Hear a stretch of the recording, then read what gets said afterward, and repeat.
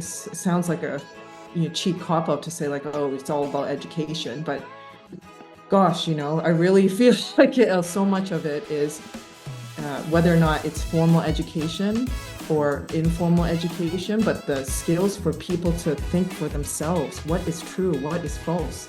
I just think it's so fundamental now more than ever.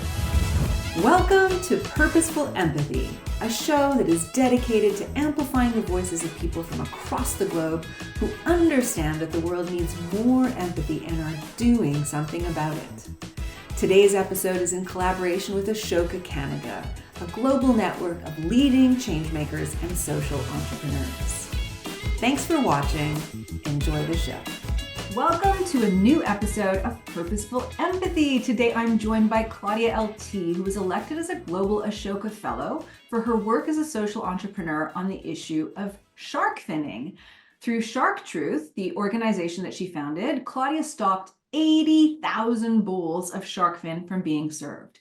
Using the principles of empathy and compassion and accountability, she designed campaigns that turned her community into champions for shark conservation. And this included, which I love, a photo contest that rewarded the winning wedding couple with a trip to swim with sharks. So I definitely plan to ask about that. That is fantastic.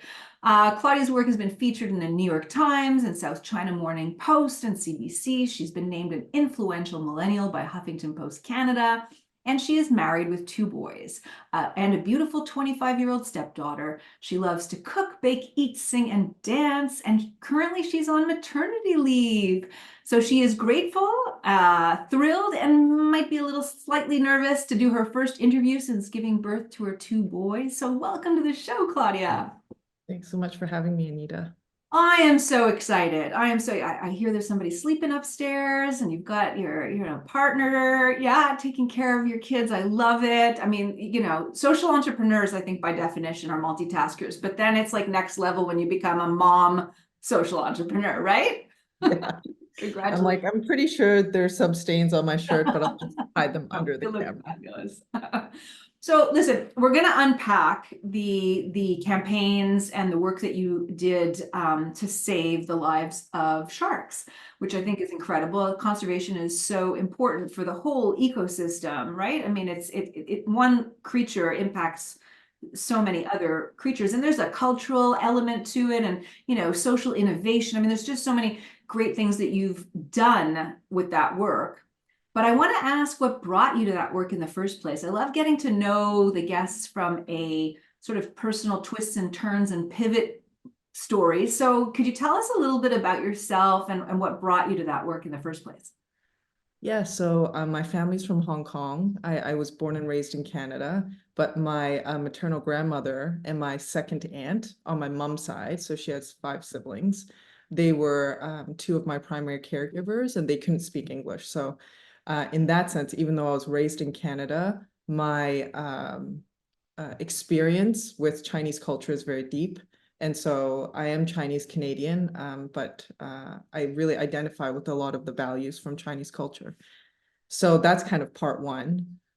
Part 2 is that I was in business school because, my parents wanted me to do that. And I did. And during my last semester, I was in a sustainability program, and one of my friends, and I know for you, one of your kind of calls from the universe was also around a film. And for me, same. My friend, she asked me about this film called Shark Water, and she asked, "Hey, Claude, like I know you're in the sustainability class with me. You care about animals and the environment, and I know that you're Chinese, and have you seen this movie called Shark Water?" And I said, "No, what's it about?" And she's like, "Oh, it's about shark finning."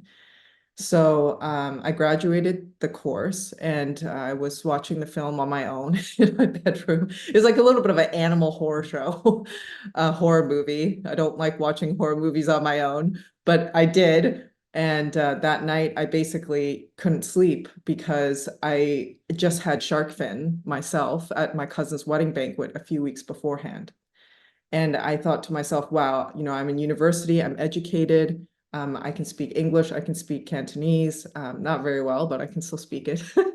And I care about sustainability, and I didn't even know about this issue. So the chances are that my community doesn't. And I felt like the need to tell them.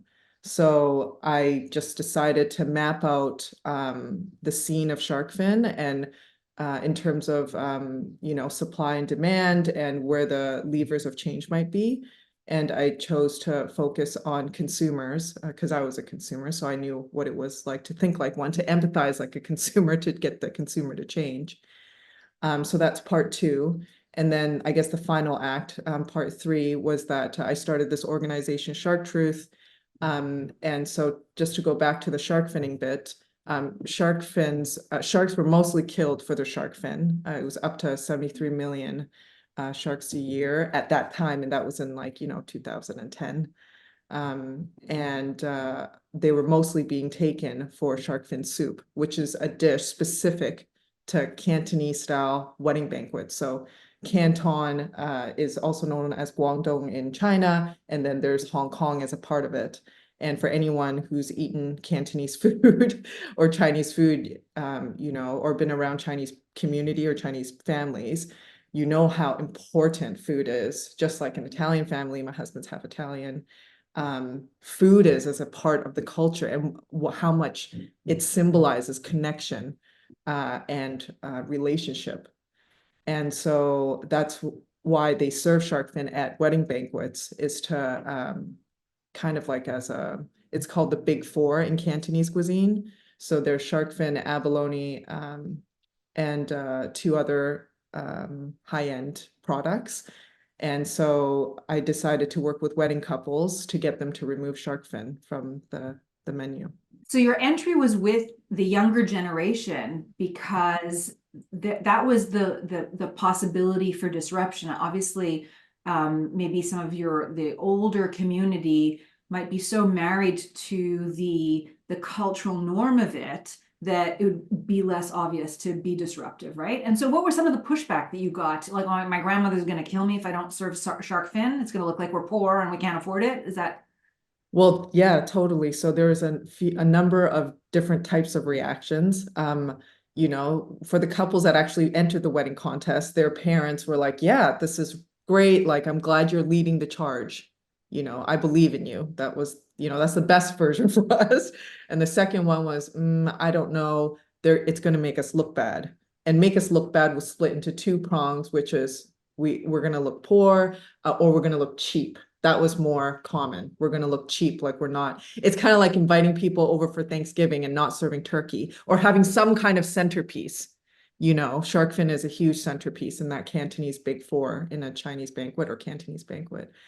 And then the third strongest reaction, which was just like, no, we're not considering it. And actually, one of our volunteers was in a long-term debate and argument with his potential or future parent-in-laws about serving it, such that they put off the wedding every year until they could agree that it wasn't going to be served. And I think it was at least 5 years. So it can create a lot of conflict. Like it was a very divisive issue. It is less so now, I think, because of the shift in the perception of what it means to not serve it. I'm not going to say we did it all, but I think we contributed to some of that positive change. And so those were the three kinds of reactions. And I mean, it was lovely to see the generations working together on that first type of reaction, like, yeah, I support you. I believe in you. You lead the charge, because as for a Cantonese family, the wedding isn't about the kids. It's about the parents for a lot of families, not just Cantonese or, Yeah. So it's a huge deal for the parents to let the kids do that. So, if you're out there and you're listening, you guys are amazing, the parents, for letting that happen. And I wonder whether or not, the first word that comes to mind is courageous, because you must have had quite a bit of pushback, and you personally must have undergone some serious scrutiny, and I imagine some bad press along the way, whether it was back in China, if they heard stories about it. Tell me a little bit about the courage it took to swim upstream, no pun intended. Yeah. Gosh, it's hard to talk about sometimes. I think on one side, the animal activists that were pushing for Chinese people to remove shark fin, of course they care about the animals, but they don't understand the symbolic meaning of the dish. And so on one hand in the media, it'd be like, you're not pushing hard enough and you're letting them get away with XYZ and, cruel and disgusting and materialistic because you serve this to show your material wealth. So that was part of the narrative that came from some of the groups, not all of them, but some. And then on the other side, it was, the restaurant community, which was, of course, making money off the product. And the way they would attack me sometimes was call me a banana because I'm born in Canada. So it means I'm white on the outside and yellow on the inside. So I'm not truly Chinese. So, that's painful because it's kind of like being a kid in a fight with two parents that are both trying to pin you on a problem that we haven't figured out a collective narrative yet to tell a collective narrative. So yeah, that was painful. Yeah, I remember getting alopecia a few times, when you get the circles of hair falls out. Because it's hard to want to do the right thing and then have everyone just say you're, evil or bad or stupid or lazy. So it's not a great feeling.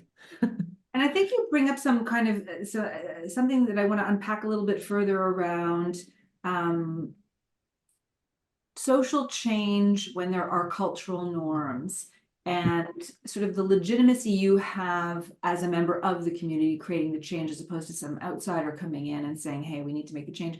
Because I often, reflect on big social impact work around, let's say, female genital cutting. Right. And that is a social norm. And of course, it's a human right issue as well. And there's public health consequences and there's gender equity issues. But I just wonder if you have any thoughts about, the layers of complexity that are involved when you have proximity to the problem and who's the appropriate person or what kind of allyship you need to get to make that kind of change happen. I think it really depends on the topic because it's all about stakeholders, right? And every topic, every issue, every problem, whether you're working in politics or conservation or, female rights or children's rights, depending on the age of the group, it depends on the stakeholders. And I think that's the most difficult part is bringing together different stakeholders with different interests, opposing interests, to have a common conversation. And to be honest, in terms of the shark fin issue, I chose my stakeholders and I kind of ran with them. So I did work with animal rights groups. I worked with ocean conservationists. I worked with political leaders for the policies, obviously. And I worked with, groups, cultural groups in Hong Kong and China, which all have different opinions as well, because, China's huge. It's like a continent, just like there's so many different cultural nuances that I didn't understand. And I worked with the restaurant community here and the consumers. I chose to stay with the consumers and restaurant community because that was where I could make change and the policymakers. The conservationists were very helpful in informing me of the facts and giving us platform. So they needed someone with that legitimacy, with the empathy to be able to speak on behalf of the people who were doing the thing that they didn't want to do in a way that didn't demonize them or villainize them. And I was able to do that eventually, to be honest. It took me a while to get there myself. Because in the beginning, I just started out with all the facts, the conservation facts, the cruelty of shark finning.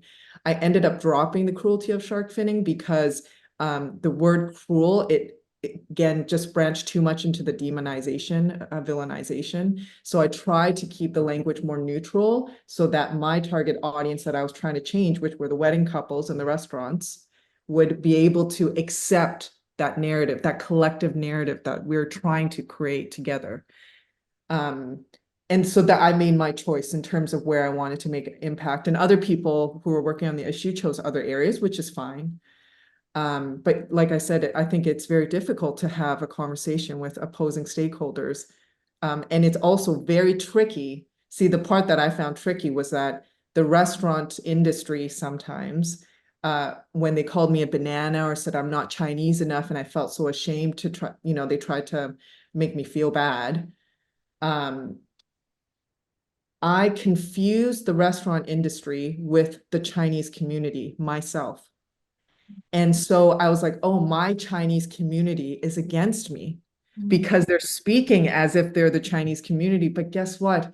It was the restaurant industry, and they have a vested interest in the profits of shark fin because it's a very high margin product for a restaurant. And if you go to Chinese restaurants, as you probably know, they charge very little, they pay their staff very little, they make very little, they're struggling. And this is one of the things that they do well off of, at least the big restaurants that serve it. So for me, I really had to unpack that and untangle that and separate what I felt ashamed about, because it wasn't about my identity. It was just about them trying to save their product. Because a lot of the couples, their parents are like, no, this is great. We're a Chinese community too. Like, keep going. And so I needed to hear that. And it took, a few years for me to get there. I can imagine all of the code switching. I mean, it's interesting that you use the word empathy when you're talking about stakeholder management, because what I'm hearing from you, and I think the reason why you think your work has empathy, compassion, accountability embedded, is that you are trying to relate to each stakeholder group through the lens of empathy in order to speak a language that might be able to move the needle, knowing that you all want to go the same direction, even if it's initially anyways against their interests, right? So based on that, I mean, okay, so that's, kind of niche, the work that you did, but I wonder if you could extrapolate from the skills that you built as a social entrepreneur doing this social impact work, and suggestions you might have to people who are trying to create social change upstream. Yeah. So, we mentioned being parents and being a mom and stuff like that. And something I learned in parenting literature is this idea of positive discipline. And so instead of just saying, no, don't do that, don't pull the curtains, don't spill the bun, we can say no, of course, and we need to say no because boundaries matter. But we also need to give people an alternative. So, don't pull the curtains. Oh, right, sweetie. Actually, do you want to play with this instead? There's a toy over here. You just didn't see that. It's right behind you. Yeah. I know that, right now you just came back from a long day at school, and you just kind of want to do something on your own and be creative. So, but we don't want to pull in the curtains because that's going to hurt the window. But here's the toy if you want to play with that. Do you want mommy to help you? Do you want mommy to play with you? Do you want some company? And so, I've never used positive discipline as the language in social change making because depending on who you're talking to, it can sound very patronizing. But the idea is that, to extrapolate, is that, nobody wants to be told and nagged at all day long. As you're a child of parents, I'm a child of parents. I hated being nagged. And I think some of the challenges we come up with is that how do we speak about facts without coming across naggy all the time? Sometimes we have to be straight and direct, and that's okay. And so there's the one, how do you reduce the kind of negative impact on people's psyche?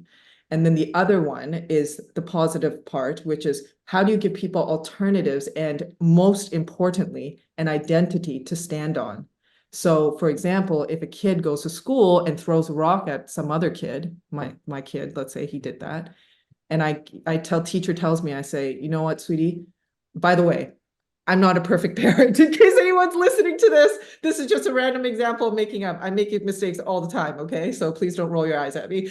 But I would say in my imagination, hey, honey, did something happen?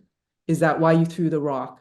Because I know you're a good person. You don't want to hurt people unless you feel like something's wrong. So maybe we can work on ways you can communicate better if the kid's pushing you around or someone took your toy and you didn't like it.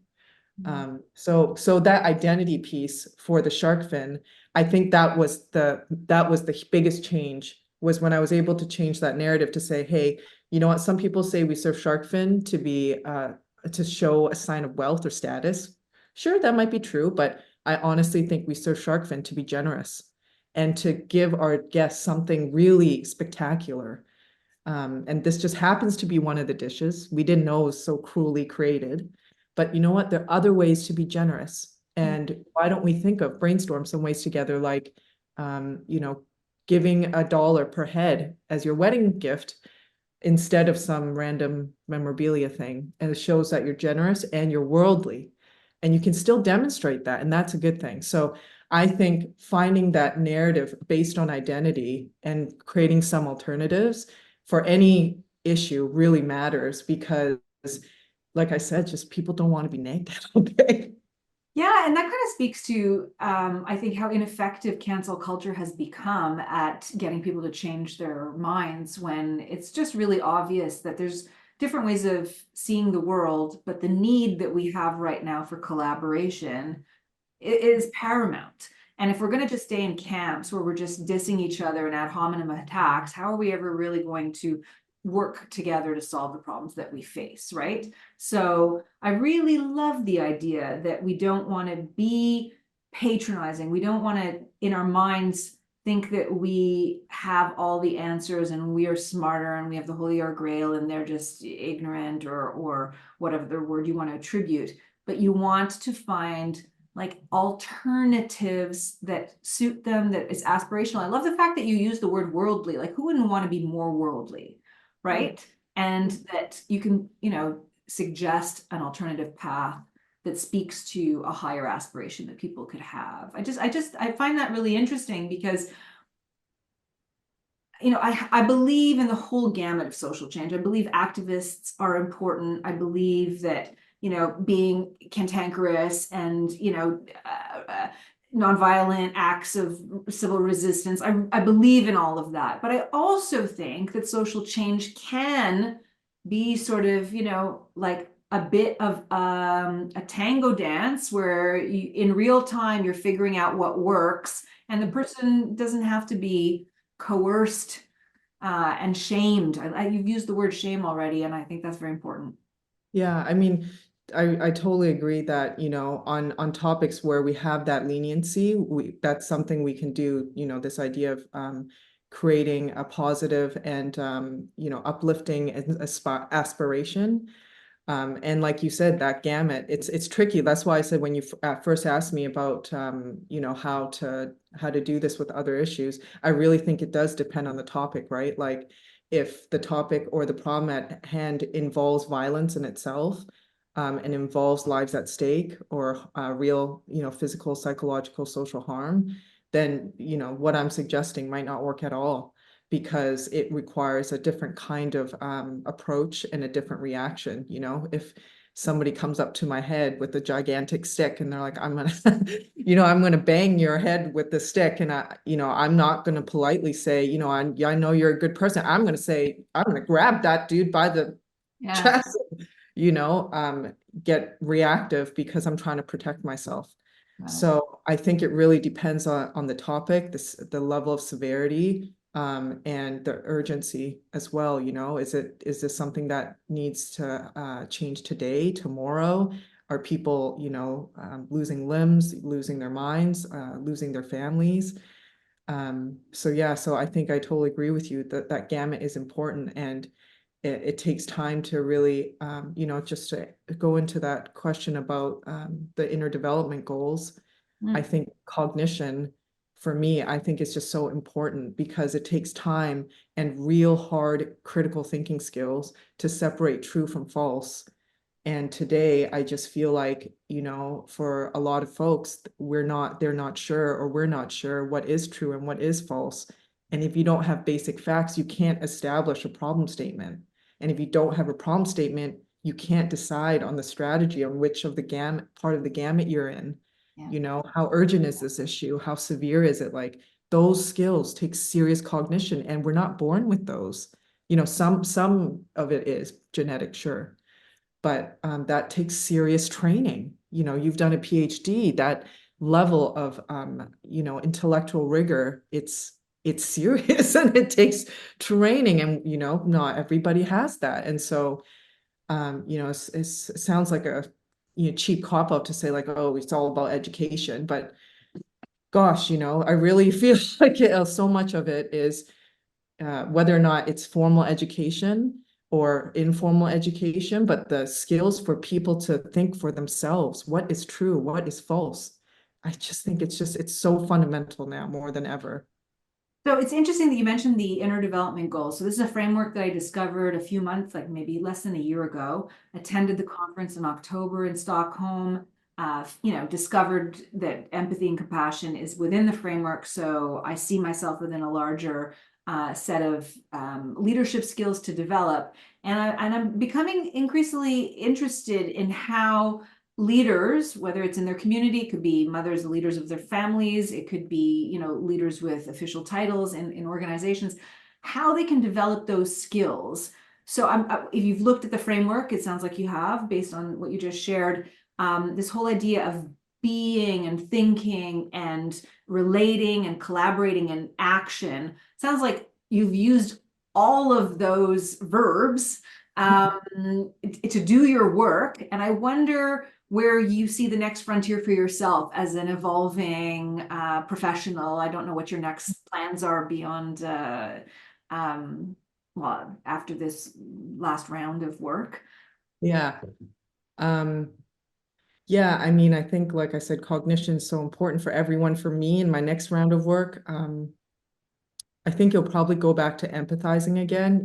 In the language of design thinking, the first step is always user experience. And the first step in figuring out a user's experience is empathy, and obviously, Apple knew what they were doing. Some of the designers were part of IDEO who created that framework because everyone's using their devices. They could empathize with like the clunkiness of computers and how they weren't nice to touch and feel. So yeah, I think, something I really care about. I don't know if this will be kind of the next iteration of my personal work. I think the overarching narrative will always be around Chinese community. I'm in a mixed family, I'm in a blended family, but that's the area I can translate the most effectively and I think is very needed. So will always be, I think, around Chinese community. And I think topically, I'm interested in mental health. I don't know if that's where I'm going to go, but I've lost a few friends over the past few years due to mental health crises. And it's something that I feel like I'm responsible for promoting the awareness of. Those people were very close to me. I love them very much. And I hope that I will be able to just reduce the stigma around those conversations and increase people's, just ability, courage, and willingness to get help because, the consequences are real. 3 out of 4 suicides are by men, even though more women attempt it.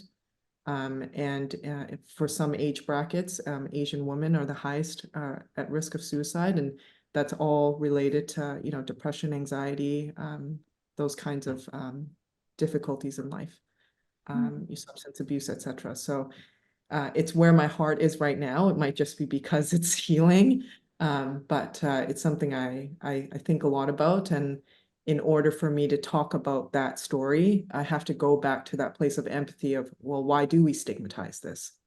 Why don't we want to talk about it? Because I have to take those issues very seriously.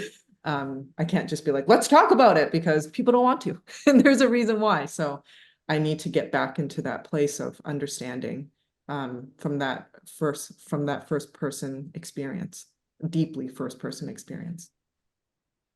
There's something I want to share, but because I saw your eyes well up as you were talking about your recent losses, I just want to take just a minute to to sit with that. I'm really sorry for your losses. It sounds hard. What I wanted to say in response to what you just shared is it's interesting to me because it circles back to the PhD research that I did, which is what brought me to the empathy work that I care so deeply about. Because I interviewed dozens of social entrepreneurs as a way of getting to know their stories, to figure out, is there anything that they have in common that could help me figure out how to teach the next generation of change makers. Because I was in the faculty of education, so I was interested in pedagogy. And, you know, the interviews I did were with people across all sorts of different social and environmental issues. I was kind of agnostic to the topic. And they were at, you know, startup phase, fully scaled and funded phase. So it was really, really a whole wide gamut of social entrepreneurs. But they all had two things in common. One was they all had service modeled in their home, right? So I, as a parent, I take that pretty seriously, this whole idea of modeling the behavior you want to see in your kids. And the second thing was that they saw suffering someplace, somewhere with some group, marginalized or feeling hurt, disenfranchised, marginalized, whatever, and they couldn't ignore it. They couldn't walk past it and say, oh, that's too bad. I have to do something about it.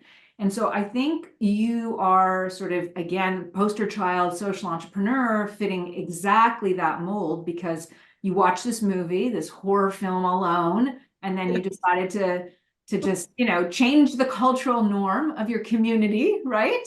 And now, Well, that's not what I first started out to do, but no, maybe not, but then you found yourself doing that, right? Because you, I mean, to do the work that you did takes perseverance. And the perseverance comes from, I don't think ego, I think it comes from a commitment to ending something that has touched you, right? I think you were motivated by empathic action, right? That's, I don't want to put words in your mouth, yeah, but no. I mean, the only reason why I said that I didn't start out with the changing cultural norms thing is because I wouldn't want anyone listening to this who wants to make a small change in their community to have to work back from such a large goal. Because for me, I honestly never thought of, oh, I'm going to change culture. I was just like, I have to tell my aunties and my friends and my cousins and all the Chinese people that I know that are going to eat or serve shark fin. And that I think is important, again, just to not intimidate or overwhelm people who are interested, and B, because specific action is important.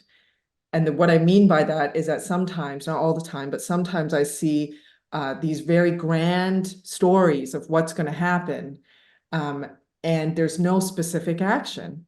And there's a lot of money put into that, but no outcome. And so I think specific action still matters. And that's why I say the 80,000 bowls of shark fin, not because maybe because I went to business school and everything's measured by ROI. But my point is that, you know, I think specific action matters. And to speak to what you said about, you know, not being able to not do it, you know, I think for me, after becoming a mom, I was like, wow, like, I just feel like so many more options opened up. I don't know if you felt that way, if that's when, you know, if you had a big change for yourself there around how you looked at your work. But for me, I did. And I'm just like, wow, there's just all the stuff I want to do. And the thing that I think I'm going to have to do is a thing that I can't not do. You know, what you said about can't not do it. yeah. It's just this nagging thing, not in a bad way, but I think that's where the conviction comes from, because when I look back at what I did with Shark Truth, the amount of doors in my face, unanswered emails, just sheer rejection, you know, it was phenomenal levels of sheer rejection. And I was like, wow, I did that. How did I do that? It's a lot. And to constantly have to reiterate and put up with all these people saying, you're dumb, you're bad, you're evil, you know, it's just, and without that conviction, and that conviction comes from the thing that you can't not do. Without that, I wouldn't have been able to do it. And so it has to be like something, you know, you kind of want to die by. Not to sound morbid, but No, not at all. But I want to make this an opportunity for anybody who's listening or watching, or those who are listening, go to the YouTube channel and add a comment. For those who feel like they have maybe some resources to provide that you might want to look back on in 3 months and visit and see what the thread looks like. As you're doing your reflection about your next steps, right? You have a 9-month-old, you're on mat leave, so it's not like tomorrow. Give yourself a little runway. But I think the work that you're thinking about, that is calling you, sounds very important. So yeah. And I just also wanted to say, for you, Anita, that, you know, I noticed that when you speak about the people you interview, you also are very emotionally connected to the people you speak to. And I just think there's this like, not that you think this, but I think some of my other friends who are in academia feel like, oh, you know, I'm not making change, or, you know, I'm not a social change maker. I'm like, it takes a lot of empathy to be a good academic, because in order to pinpoint those experiences of the people you're interviewing or the research you're doing, you have to be in it with them. And I just wanted to appreciate you for that as well, is that, you know, it's not, yeah, I didn't like that when my friends thought that about themselves who are working in academia, that they weren't making action, because, you know, I wouldn't be having this conversation about empathy if you didn't do the work you did and write a book. I mean, that is an incredible endeavor. Incredible endeavor. You know? Thank you for saying all of that. You were very sweet, and look at us girl crushing on each other. Oh, my husband has a PhD, and you know, he writes, and so I can empathize through my relationship with him, what it takes. Yeah, yeah. Thank you. Perseverance. Courage. Thank you. Thank you. Thank you. I have a couple of last questions, and Sure. it was great to meet you, and I hope this won't be the only time that we connect. So you are a global Ashoka Fellow, but also you know, a Ashoka Canada Fellow. I wonder what it's meant for you to be part of the community. Gosh, you know, I've been through so many transitions over the past 7 years. I didn't have a great ending with my first organization. It ended not in shambles, but there was a lot of conflict.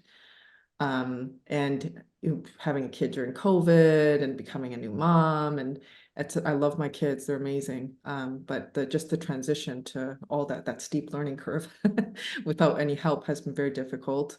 And there were times where I was just like, man, you know, I really don't know if I have it in me to do impact work anymore. I just want to get a paycheck and get a job. And I don't know if that's okay, because I promised in the beginning when I was interviewing as an Ashoka Fellow, you know, might sound silly, but I took it very seriously, and I still do. I made a promise. I want to keep it, that, you know, this is my life's work, working with this community around social change, my community.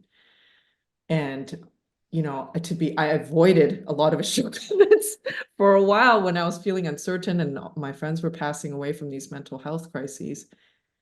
And I was like, and then someone finally reached out, I was like, hey, Claudia, like from Ashoka, like, are you okay? Like, you know, what's going on? And I just told them, and they're like, hey, you know, doesn't matter if you don't feel like you can do impact work now. Just, you know, you're a mom, like you had some difficulties with losing friends, like that's a lot. Take care of yourself. And if you can't do impact work ever again in the official title of impact, you know, Ashoka believes in you such that we know that no matter what you do, even if you decide to be a mom, as we both know, that's not a nothing job. It's a lot job. You know, we're here to help you. You want to meet with other moms, you want to go back to work, whatever, who cares? Like, you want to do impact work, you want to just get a regular job, like, you know. And it sounds cheesy me telling you this story, but they seriously mean it. And in my notes preparing for this interview, I use the word tether, and they have been my tether, because I think for a lot of people going through difficult transitions, like, you know, losing friends, moving, etc., you lose. I lost so much of my community. I've gained a lot of community too in the new place with my marriage, through my husband's friends, but my own community that I had on my own before, I lost them.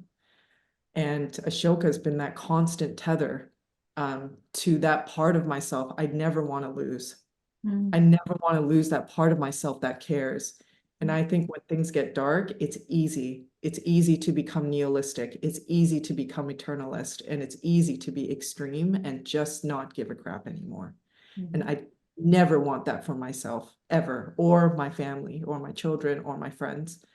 And, you know, part of it I have to thank Ashoka for, because as a person who grew up in a family of professionals, who I was my career. And when my career changes, you know, deciding to become a full-time mom, I was like, oh my God, do I matter anymore? Like, you know, my sense of self-worth was so tied to my resume and my titles and the things that I did in the world, which still very much matter. But for someone who saw that in me and still not care about me needing to do that means that they cared about my character. And for me, I value that a lot, you know, and so I'm grateful. That's a powerful endorsement of the organization's values, to be honest, because I think there was in the early days, and there was course correction that happened just over time around, you know, that entrepreneurship, social innovation was all about like, you know, out there saving the world and just, you know, and there was so much burnout going on, and there was so much like, you know, the work is endless. There's always one more email to write and one more grant application to write. It could just keep going on and on and on and on. And so I know there has been a shift towards self-care, and making sure that, you know, we mitigate against burnout and mental health issues among the social entrepreneur community. But you're even like taking it next level, where it's we as people, including social entrepreneurs, we have seasons of life depending on what's going on. We might be taking care of older parents, younger children, we might be sandwiched, we might be moving, we might have all these things going on in our lives. But what you are saying is that there's a thread through your life of wanting to do good in the world that Ashoka also believes in. They've seen it in you, and just because your role is in transition doesn't mean that that thread is not there. And so I'm happy that that's been there for you. Yeah. I mean, it's wanting to do good, but even more deep, like more at the root is to see that character, that I'm a good person. And the reason why I want to make that distinction is to go back to what you said about the burnout. Yes, a lot of issues are burning, and a lot of us are burning out. At the same time, I think sometimes we need more self-awareness. It's not just about the issue, it's also about our own psychological makeup and our family of origin and the pressure we put on ourselves. And the reason why I bring that up is because I don't want us as I'm going to use us in the grand sense, as social entrepreneurs or whatever, you know, writers, business people, academics, to keep blaming the outside world for problems that we can also control. You know, in Buddhism, that's called projection. And in psychology too, it's also called projection, is that, you know, yes, self-care, yes, sometimes it is burnout in the end, like with the outcome, what it looks like. But the root cause of that could be many things. And if we don't know the root cause of what's causing all these entrepreneurs to burn out, we're not going to fix it. Self-care alone is not going to fix, you know, trauma from a family of an entrepreneur who's told them they're never good enough. Yeah. And I think that's important. And that's why I mentioned that character piece of Ashoka, is that they saw the character in me so that I'm not trying to prove myself, right? Make up for that psychological, you know, short gap, so to speak, that, you know, I have from wherever, you know. And so I did want to make that distinction. Yeah, and I keep talking about this book. I'm going to reach out for it because it just happens to be next to me. I don't know if you've heard of this book, Rest is Resistance, a manifesto. Yeah. Okay. Well, anyways, I hope you pick up a copy. I like the title. Yeah, the founder, so the woman who wrote it is Tricia Hersey, and she's the founder of the NAP Ministry. So she's a Black woman, and she writes from a progressive perspective and an anti-exploitation, anti-racist, anti-capitalist, anti-patriarchy, anti-ableist perspective that we are contributing to the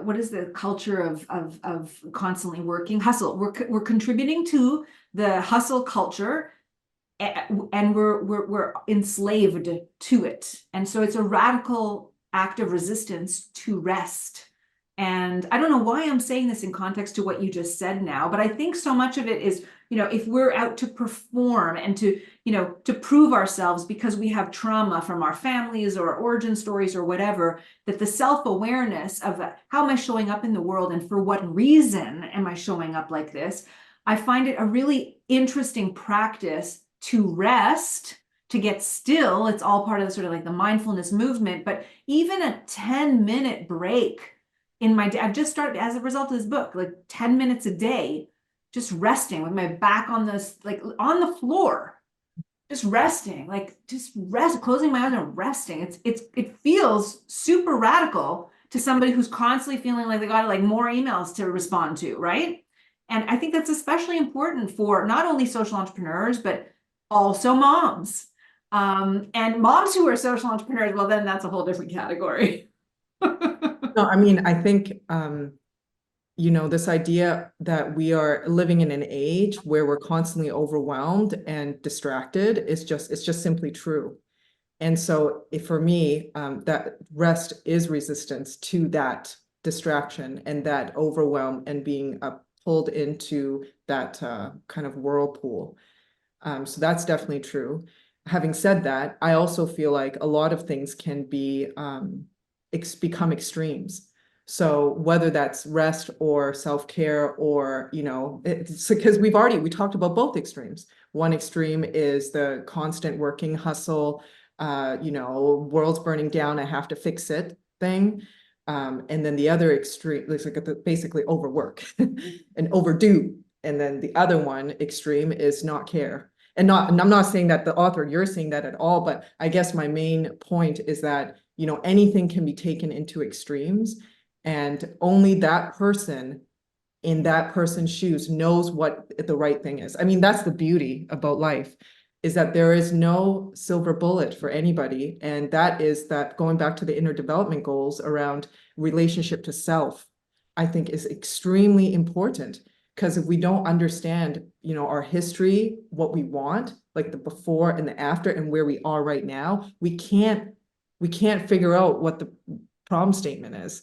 How much of this is my family of origin or society, racism that I'm dealing with, healing, or how much of it is just, this is a seriously difficult issue to work on. You talked about mutilation of genitalia, like that is a difficult issue. So I think it's important that first development goal as well to make sure that we're not creating traps for ourselves. Yeah, so important, Claudia, so important.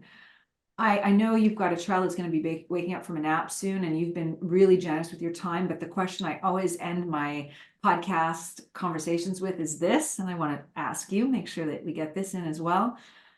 If you can think of a time in your life when you were on the receiving end of empathy and what that meant for you. Gosh,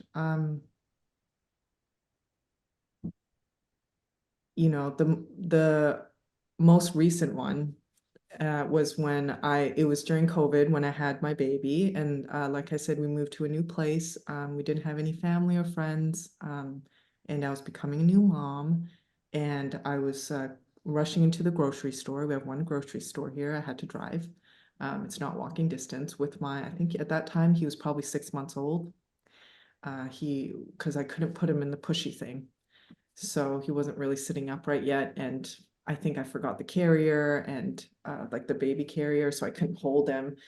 So of course I'm like in the grocery, of course. And it's like comedically, I'm holding an orange out of all things, the things that rolls onto the ground. Like, why did I have to get an orange? Orange, like, I think it was like, why do I remember these in such great detail? I used to be a cashier.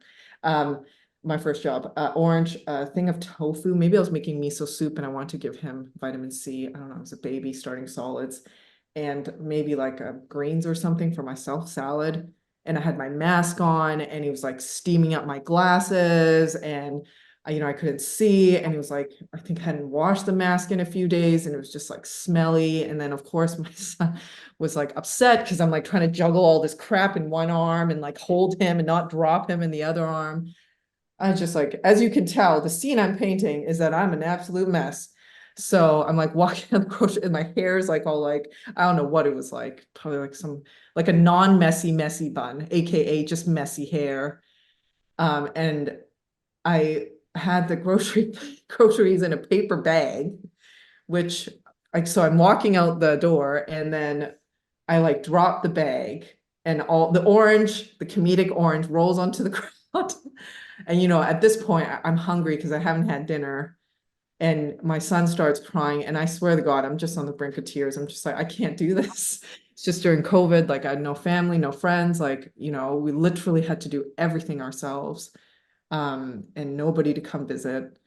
And, this mom, who I'm pretty sure was a tourist, she's not from this community because I can tell because there's only, and there's no Chinese people here. Like there's only 2 other Chinese people here.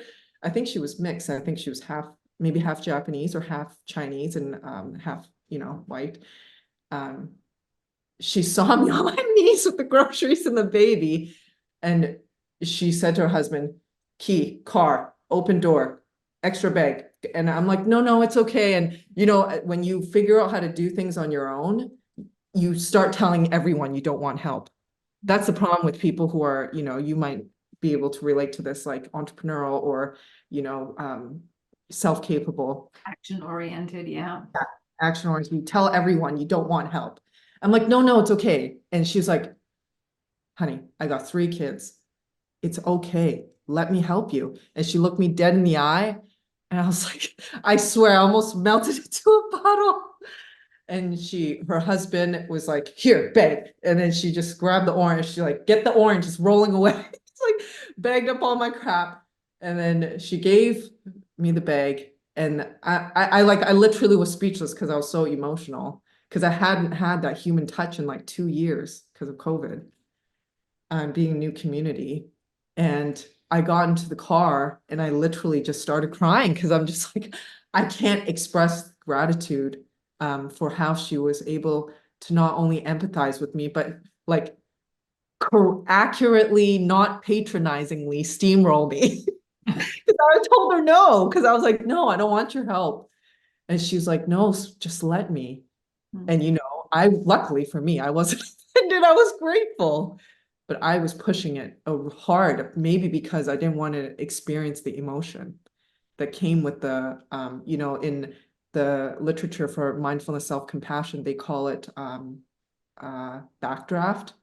When you touch a positive part of your emotion or your heart, it opens up all the pain that it was trying to hide. And so for me, the pain was being alone, being isolated, and just, being alone and not having a lot of help, just being physically exhausted. And her kindness touched that. And I think the reason why I was saying no so much to people asking me if I wanted help was because I didn't want to go there. So that's that's my happy That is such a powerful and evocative story. I can actually picture it. I can picture the orange hitting. I can picture the baby. I can picture it all. Whether you're listening or watching as you're telling the story, we can all picture this. And I think it is a perfect opportunity for me to remind myself and anybody who's listening that we all have opportunities throughout every single day to just turn up the volume of empathy in our own lives, because we can walk through our days and we can spot moments where we can be helpful to other people. And look at the impact that that lady had on you. I mean, I'm sure you'll remember that for the rest of your life.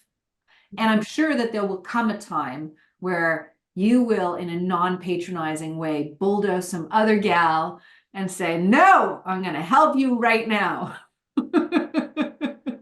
Oh, hopefully I can spot them as well as she spotted me. Yeah. I think for sure, whether it's another mom or a dad, or it's just a person that needs help, or even my own children, I can create too much space. So Claudia, it was a great way to end the series with Ashoka Canada, to have this conversation with you. Thank you for spending your hour with me.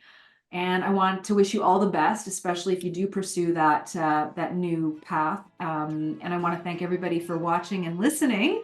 We'll see you next week at Purposeful Empathy. Thanks, Anita. I want to extend a special thanks to Ashoka Canada for their support.